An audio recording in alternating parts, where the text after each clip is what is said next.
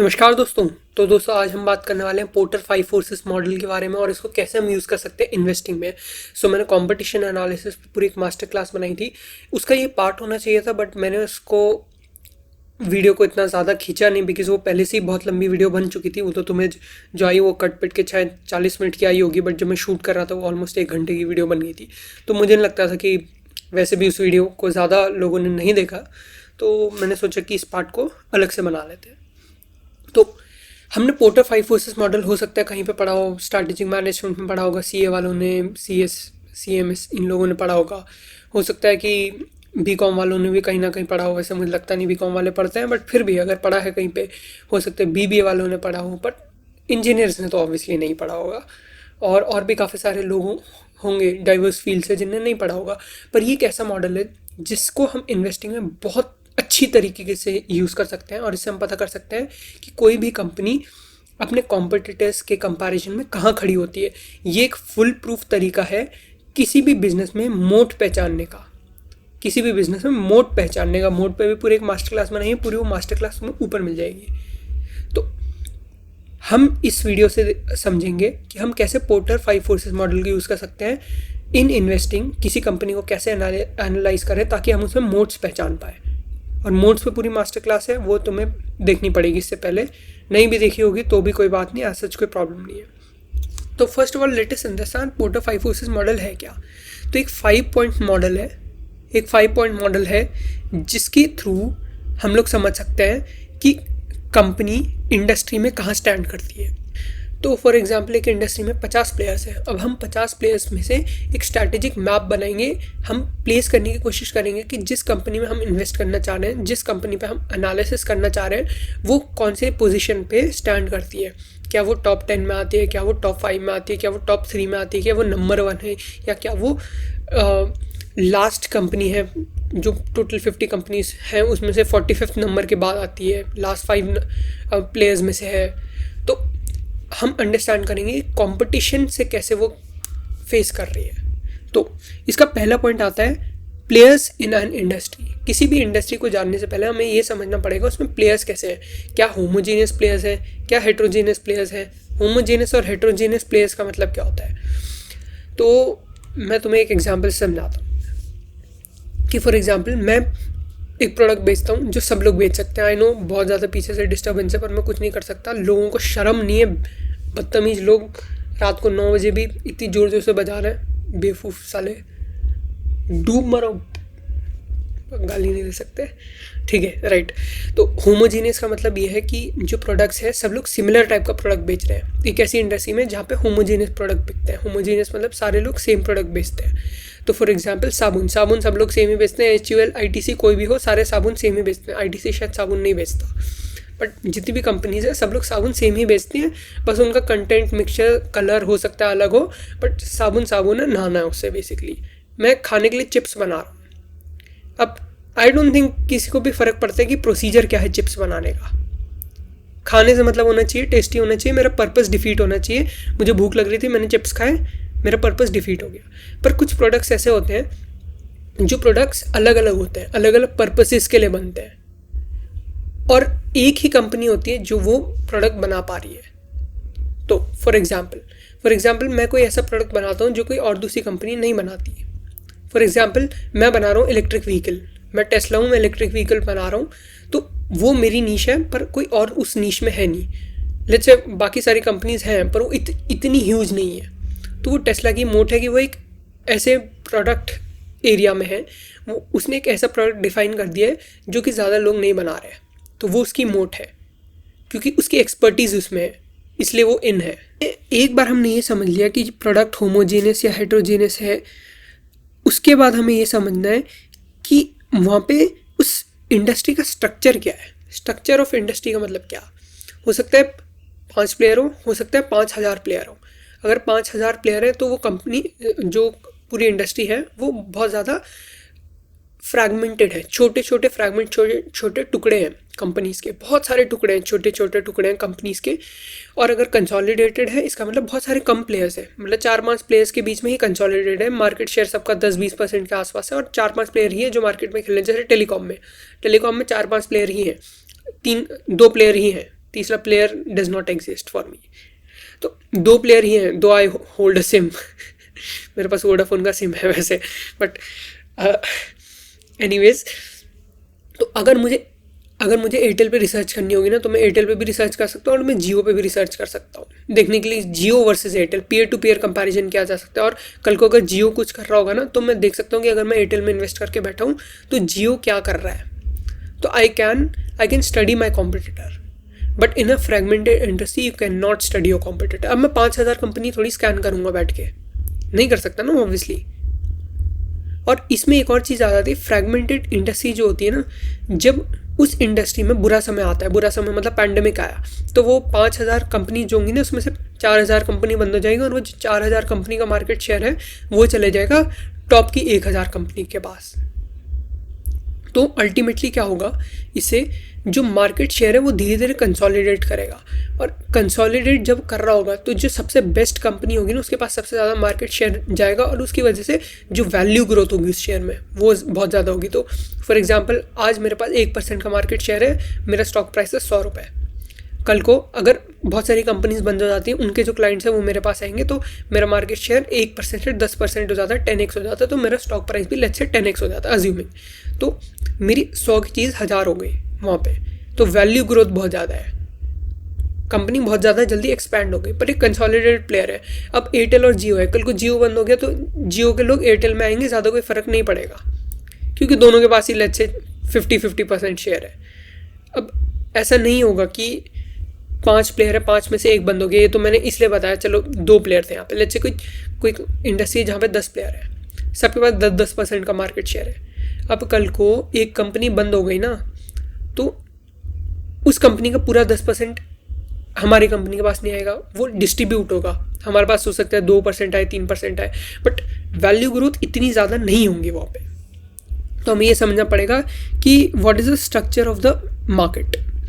उसके बाद next point आ जाता है कि मार्केट कितनी है उस बिजनेस में। जैसे कि मैं बोलता हूँ कद्दू कटेगा सब में बटेगा, मार्केट कितनी है उस इंडस्ट्री में। मार्केट ज़्यादा नहीं होनी चाहिए, ऐसा नहीं होना चाहिए कि कोई सीईओ सुबह जा रहा है और उसके सर पे पट से हेडशॉट पड़ा। इतनी मार्केट नहीं होनी चाहिए कि तुम्हारी कंपनी को डिस्ट्रॉय करने के लिए तुम्हारे जो कॉम्पिटिटर्स हैं वो खुद लॉस लेने के लिए तैयार हो जाए, खुद तुम्हारे इतना बुरा चाह रहे हो कि तुम्हारी पूरी कंपनी ख़राब हो जाए। हेल्दी कंपटीशन होना चाहिए, ऐसा भी नहीं होना चाहिए कि कंपटीशन नहीं है, बिकॉज अगर कोई कंपटीशन नहीं है ना तो कोई ना कोई आ जाएगा ऐसा जो कि बहुत ज़्यादा टफ कंपटीशन देगा। अगर हेल्दी कंपटीशन है तो we can study the competition. For example 10 company है, 10 कंपनी में से 10 कंपनी आपस में हेल्दीली कम्पीट कर रही है, बहुत हेल्दी कंपटीशन है कि ये कंपनी कुछ प्रोडक्ट लॉन्च करती है, वो कंपनी उसके सामने अपना प्रोडक्ट लॉन्च कर देती है। ऐसा नहीं कि इस कंपनी ने नया प्रोडक्ट लॉन्च किया, अगले दिन सीईओ का खून हो गया। ये सब नहीं होना चाहिए। क्या एक्विजिशंस बहुत ज़्यादा मोटी मोटी हो रही है कि एक कंपनी है वो सबको एक्वायर करती रहती है, एक कंपनी है वो सबको एक्वायर करती रहती है ऐसी इंडस्ट्री में, तो ऐसी इंडस्ट्री से दूर रहो। हाँ, अगर तुम ऐसी इंडस्ट्री में हो जहाँ पे बहुत ज़्यादा एक्विजिशंस होती हैं, बहुत ज़्यादा मर्जर्स होते हैं, तो जो वहाँ पे सबसे बड़ा फिश है, जो सबसे बड़ी फिश है, जो दूसरे लोगों को एक्वायर करती है, उस कंपनी में ड्यू डिलिजेंस करने के बाद इन्वेस्ट कर सकते हो, क्योंकि हो सकता है वो कंपनी गुडविल की फॉर्म में गुडविल के लिए बहुत सारी कंपनीज को एक्वायर कर रही हो। फॉर एग्जांपल मेरी कंपनी है, 10 कंपनी थी और मेरी एक कंपनी है। अब मेरी कंपनी जितने भी नए कॉम्पिटिटर्स आते हैं सबको खरीदती जाती है। अब मेरी कंपनी जो सबको खरीदती जाती है ना, उसके 2 रीज़न हो सकते हैं, या तो टैक्स सेट ऑफ लेने के लिए, और दूसरी चीज़ है गुडविल के लिए। इस चीज़ पे मैं बाद में कभी बात करूँगा क्योंकि बहुत लंबी हो जाएगी फिर वीडियो, ठीक है। तो मार्केट कम होनी चाहिए, और ऐसा भी नहीं होना चाहिए कि कंपटीशन है ही नहीं, बिकॉज कंपटीशन नहीं है तो एक दिन होगा, और जिस दिन होगा उस दिन हम उस कंपटीशन को फोर्सी नहीं कर पाएंगे। हमें फोर्सिएबल कंपटीशन चाहिए, हमें ऐसा कंपटीशन चाहिए जिसको हम आराम से स्टडी कर पाए, राइट। अब हमारे पास आ जाता है next point, which is threat from new एंट्रेंट। तो नए लोगों के आने से एक इंडस्ट्री में हमें कितना खतरा है। देखो, इसका बेसिक पॉइंट ये है कि एक ऐसी इंडस्ट्री में अगर कोई कंपनी है जिसके पास बहुत सारी तरीके की मोड्स हैं, बहुत सारे एंट्री बैरियर्स हैं, जैसे कि लाइसेंसेस एंड रेगुलेशन फ़ीस है, या हो सकता है कि रेगुलेशन फ़ीस नहीं, लाइसेंसिंग और रेगुलेशन बहुत ज़्यादा है। कोई ऐसी इंडस्ट्री है जहाँ पे लाइसेंस और रेगुलेशंस बहुत ज़्यादा टाइट है, तो उस इंडस्ट्री में सब लोग नहीं घुस पाएंगे। हो सकता है कोई ऐसी इंडस्ट्री हो जिसमें बहुत ज़्यादा कैपिटल लगती है तो सब उस बिज़नेस में नहीं घुस पाएंगे। या हो सकता है किसी बिज़नेस में बहुत ज़्यादा वर्किंग कैपिटल चाहिए। वर्किंग कैपिटल मतलब कोई भी धंधा चलाने के लिए रेगुलरली कितनी कैपिटल चाहिए। वड़ा पाव का ठेला है, वड़ा पाव में के ठेले पे रोज़ मेरे को वड़ा पाव बेचने के लिए आलू और बेसन खरीद के लाना पड़ेगा, तेल खरीद के लाना पड़ेगा, गैस का बिल भरना पड़ेगा, गैस का सिलेंडर खरीद के लाना पड़ेगा। तो मेरी वर्किंग कैपिटल होगी आलू बेसन और कढ़ाई नहीं, सॉरी कढ़ाई तो फिक्स एसेट हो जाएगा मेरा, अज्यूमिंग कि वो कढ़ाई चल रही है 1 साल से ज़्यादा। तो हमें ऐसी इंडस्ट्री में एक ऐसी कंपनी ढूंढनी है जिसके पास बहुत सारी मोट हो। थ्रेट फ्रॉम न्यू एंट्रेंट ना हो। कोई भी कंपनी अगर आ जाए उस बिजनेस में या उस इंडस्ट्री में तो हमें कोई खतरा नहीं होना चाहिए। वो आ रही है, अपना उसको आराम से अपना को एग्जिस्ट करने दो, को एग्जिस्टेंस होनी चाहिए। पर ऐसा नहीं होना चाहिए कि कोई भी नई कंपनी आ गई और हम हमारा सारा मार्केट शेयर उठा के चले जाए। ये चीज़ बहुत खतरनाक हो सकती है हमारी कंपनी के लिए। तो हमें ऐसी इंडस्ट्री से दूर रहना है जहाँ पे ये चीज़ हो सकती हो। जैसे कि ऑटोमोबाइल कंपनी कोई खुद नहीं खोल सकता, टेलीकम्युनिकेशन कोई खुद नहीं खोल सकता। वैसे I am not big fan of telecommunication companies. मैं दूर रहता हूँ इस इंडस्ट्री से क्योंकि मेरी सर्कल ऑफ कॉम्पिटिशन्स के बाहर है।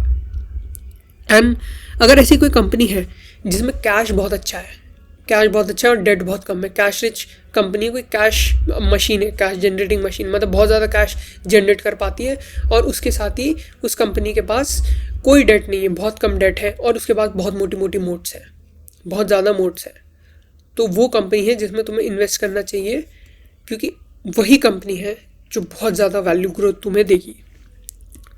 फिर नेक्स्ट पॉइंट आ जाता है हमारे पास bargaining power of buyers. Bargaining power of buyer में समझाता हूँ। तो फॉर एग्जाम्पल मैं सब्जी की दुकान लगाता हूँ, लेट्स से सब्जी मंडी में, ठीक है, सब्जी मंडी के बाहर सब्जी मंडी में मैं सब्जी की दुकान लगाता हूँ। तो बायर के पास ज़्यादा वो नहीं है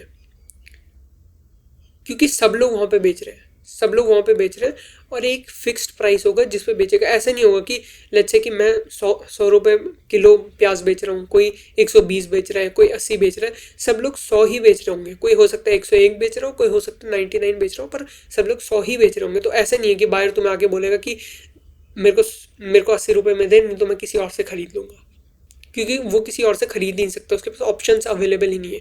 जितने ज़्यादा ऑप्शंस एक कंज्यूमर के पास अवेलेबल होंगे उतना ज़्यादा वो प्राइस में बार्गेन कर सकता है। अगर उसके पास अवेलेबल ऑप्शन ही नहीं है तो वो कभी बार्गेन कर ही नहीं पाएगा। और वो कब बार्गेन नहीं कर पाएगा? जब हम कुछ ऐसा सामान बेच रहे हो जो कोई और सामान बेच ही नहीं रहा। अब मैं ऐसा कुछ बेच रहा हूँ, अब जैसे लेट्स से कि मैं एक तरीके की प्याज बेचता हूँ जो और कोई नहीं बेच सकता, तो मैं उसको कोई भी रेट मांगूंगा, लोगों को देना पड़ेगा। अब लेट्स से आईफोन बेचती है एप्पल बेचती है आईफोन खरीदने के लिए लोग, आईफोन के कैमरे के लिए लोग आईफोन के पैसे देने के लिए तैयार हैं। चलो आईफोन छोड़ो यार, तुम सोनी के जो कैमरेज होते हैं उनके लिए स्पेशली लोग पैसे देने के लिए तैयार है। काफ़ी सारी चीज़ों के लिए लोग पैसे देने के लिए तैयार है। तो अगर मैं कुछ ऐसा बेच रहा हूँ जो कोई और नहीं बेच सकता, तो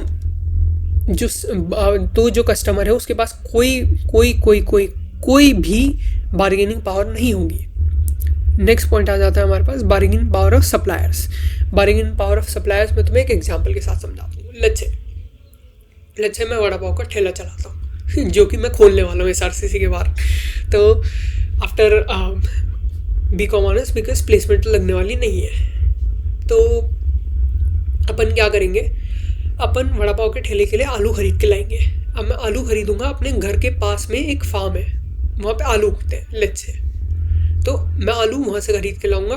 वहाँ पे किसान भाई हमारे वो आलू बेचते हैं। अब वो मुझे चाहिए दिन के लेट्स से 50 किलो आलू, ठीक है, 50 किलो आलू चाहिए। लेट्स से उसके फार्म में से 50 किलो ही उगते हैं, अज्यूमिंग, ठीक है, मैं बहुत हाइपोथेटिकल एग्जांपल दे रहा हूँ, उल्टी सीधी चीज़ बोलूँगा, इसमें लोग मारेंगे बाद में, बट फिर भी। तो मेरे को दिन के 50 किलो आलू चाहिए। लेट्स से 500 किलो कर देते हैं, 500 किलो आलू चाहिए दिन के।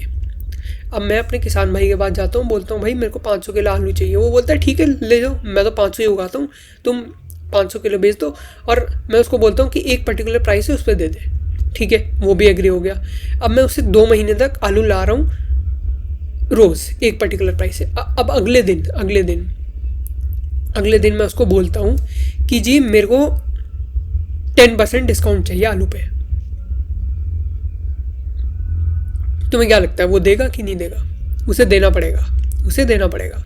अगर वो किसान भाई मेरे को आलू पे डिस्काउंट नहीं देगा तो उसके 500 किलो आलू बिकेंगे ही नहीं, उसके 500 किलो आलू बिकेंगे ही नहीं, क्योंकि उसके पास और कोई कस्टमर है ही नहीं, उसके पास सिर्फ मैं ही एक कस्टमर हूँ। तो तुम ये वाले पॉइंट से रिलेट कर पा रहे हो? बार्गेनिंग पावर ऑफ कस्टमर, जो बार्गेनिंग पावर ऑफ बायर है ना, बायर को, कस्टमर को बार्गेनिंग पावर नहीं देनी है, बट जो सप्लायर है ना, सप्लायर के पास भी बार्गेनिंग पावर हमें नहीं रखनी है। ऐसा होना चाहिए कि हमारे पास बहुत सारे सप्लायर्स अवेलेबल हों और हमारे पास जो कस्टमर्स हों वो भी बहुत सारे अवेलेबल हों। ऐसा नहीं होना चाहिए कल को हमारे पास एक ही सप्लायर है, सप्लायर ने बोला जी कि मैं तो नहीं दे रहा आज से। फॉर एग्जांपल मैं कोई दवाई बनाता हूँ, अब दवाई में लेट्स से कोई कंपाउंड चाहिए मेरे को, वो कंपाउंड सिर्फ एक ही सप्लायर दे सकता है, वो कंपाउंड सिर्फ एक ही सप्लायर दे सकता है और कोई नहीं दे सकता। तो कल को अगर उस सप्लायर ने कंपाउंड देने से मना कर दिया तो मेरा धंधा बंद हो जाएगा। आई होप समझेगी मैं क्या बोलना चाह रहा हूँ, और इसको इस पॉइंट से रिलेट करो, बार्गेनिंग पावर और सप्लायर्स से। फिर लास्ट पॉइंट आ जाता है थ्रेट फ्रॉम सब्सटीट्यूट्स। तो सब्सटीट्यूट्स का मतलब क्या होता है? सब्सटीट्यूट्स का मतलब होता है कोई ऐसा प्रोडक्ट जो कि which can be used in place of our product. For example Asus का जो विंडोज़ लैपटॉप है that can be used in place of HP का विंडोज़ लैपटॉप। एचपी का हो, एसुस का हो, as long as specification same है, किसी को कोई फ़र्क नहीं पड़ता, किसी को कोई फ़र्क नहीं पड़ता। बट जहाँ पे बात आती है मैक और विंडोज़ की, वहाँ पे डिफरेंस क्रिएट हो जाता है, वहाँ पे डिफरेंस क्रिएट हो जाता है बिकॉज ऑपरेटिंग सिस्टम का अलग बात है। लेट्स से सैमसंग का फ़ोन है और वन प्लस का फ़ोन है। अब सैमसंग का फ़ोन और वन प्लस के फ़ोन में डिफरेंस है। अब अगर कोई सैमसंग का लॉयल फ़ैन है तो वो सैमसंग का ही फ़ोन खरीदेगा, वो वन प्लस का नहीं खरीदेगा। तो लॉयल्टी, ब्रांड लॉयल्टी कितनी है, तुम्हारे जो कस्टमर है वो उनकी रिटेंशन कितनी है, कितने ज़्यादा कस्टमर तुम रिटेन कर पा रहे हो। अगर फॉर एग्जांपल मैंने एक दुकान से सब्ज़ी खरीदी तो क्या मैं उसी दुकान से रोज़ सब्ज़ी खरीद रहा हूँ? वो उसकी लॉयल्टी होती है कि अगर मैं एक कंपनी से कुछ सामान खरीद रहा हूँ, फॉर एग्जांपल वन प्लस के फ़ोन से यूज़ करते हैं काफ़ी सारे लोग वन प्लस के फ़ैन हो जाते हैं, वन प्लस के लॉयल फ़ैन हो जाते हैं। कुछ लोग होते हैं वो एप्पल फ़ैन बॉय जिनको तुम बोलते हो, मैं नहीं हूँ, मैं स्टीव जॉब्स का फ़ैन बॉय हूँ। तो और भी काफ़ी सारी चीज़ें होती हैं जिसमें लोग बोलते हैं कि जी इसी ब्रांड का यूज़ करेंगे वरना नहीं करेंगे, तो उसे बोलते हैं थ्रेट फ्रॉम सब्स्टिट्यूट्स। उसके बाद आ जाते हैं माइकल पोर्टर की 3 जेनरिक स्ट्रैटेजीज पे। तो पहली स्ट्रैटेजी है कॉस्ट लीडरशिप। अच्छा, अगर ये किसी ने भी एक 3 स्ट्रैटेजी में से 2 स्ट्रैटेजी, हो सकता है तुम पहली 2 लगाओ, आखिरी की 2 लगाओ, या फर्स्ट और थर्ड लगाओ, तो ये 3 स्ट्रैटेजी है, इनमें से कोई भी 2 स्ट्रैटेजी अगर तुमने लगा दी तो तुम्हारा बिजनेस स्काई रॉकेट कर सकता है, बहुत ज़्यादा वैल्यू ग्रोथ और एक्सपेंशन देखने को मिल सकता है। तो 3 पॉइंट है cost leadership, product differentiation and niche. Cost leadership का मतलब तो तुम ऑब्वियसली समझते हो कि सस्ता बेचो बहुत बिकेगा, सस्ता बेचो बहुत बिकेगा। फिर उसके बाद नेक्स्ट पॉइंट आ जाता है प्रोडक्ट डिफरेंशिएशन। प्रोडक्ट डिफरेंशिएशन का मतलब क्या, कि तुम कुछ ऐसा प्रोडक्ट बना रहे हो जो कोई और नहीं बना रहा।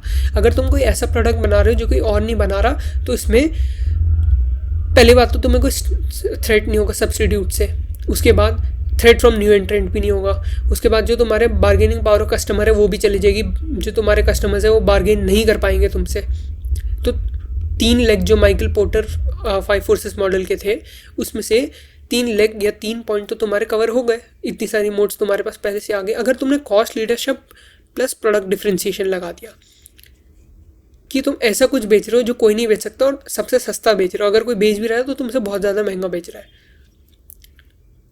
तो तुम्हारा बिजनेस स्काई रॉकेट करेगा। Sales and revenues are going to touch the roof, break the roof as they say. फिर थर्ड पॉइंट आता है नीश। नीश मतलब तुमने कोई ऐसा छोटा सा एरिया पकड़ लिया जो कोई और बना ही नहीं रहा। फॉर एग्जांपल तुम पेंसिल सेल बनाते हो, अब तुमने एवर रेडी पेंसिल सेल बनाती है। अच्छा, एवर रेडी का एग्जांपल वैसे मुझे नहीं देना चाहिए, बहुत लफड़े वाली कंपनी है, बट किसी और कंपनी का एग्जांपल लेते हैं, लेट्स से किसी और प्रोडक्ट का एग्जांपल लेते हैं। फॉर एग्जांपल मैं किसका एग्जांपल दूँ, मेरे दिमाग में कुछ नीश का ना आ नहीं रहा। हाँ, राइट, मैं स्प्रिंग्स बेचता हूँ, स्प्रिंग बनाता हूँ मैं, स्प्रिंग जो गाड़ियों में भी लग सकती है, किसी भी मशीन में लगाने के लिए स्प्रिंग बेचता हूँ। अब स्प्रिंग बनाने पे कोई ध्यान दे ही नहीं रहा, पर मैं इतने बढ़िया स्प्रिंग बना रहा हूँ और इतने अच्छे हाई क्वालिटी के स्प्रिंग बना रहा हूँ कि पूरी कंट्री में जितने भी लोग हैं सब मुझसे ही स्प्रिंग खरीदते हैं, मैं ही सबका सप्लायर हूँ। और वो अपनी अपनी गाड़ियों में यूज़ करते हैं, फिर चाहे वो टाटा मोटर्स हो, फिर चाहे वो महिंद्रा एंड महिंद्रा हो, फिर चाहे मारुति सुजुकी हो, सबकी गाड़ियों में जो भी स्प्रिंग्स लगते हैं वो मेरी ही कंपनी के लगते हैं, मेरी ही कंपनी की हेडलाइट्स लगती है, मेरी ही कंपनी के एयर बैग्स लगते हैं। क्या समझे? समझे कि नहीं समझे? और अगर मैंने इसको कॉस्ट लीडरशिप के साथ लगा दिया है, प्रोडक्ट डिफ्रेंसिएशन के साथ लगा दिया, तो भाई वारे वारे हैं, वरना जा रहे हैं। समझे कि नहीं समझे? समझे तो लाइक करो, शेयर करो एंड सब्सक्राइब करो। Thank you for watching. Bye. Wish you happy married life. जय हिंद, जय महाराष्ट्र, जय उत्तराखंड।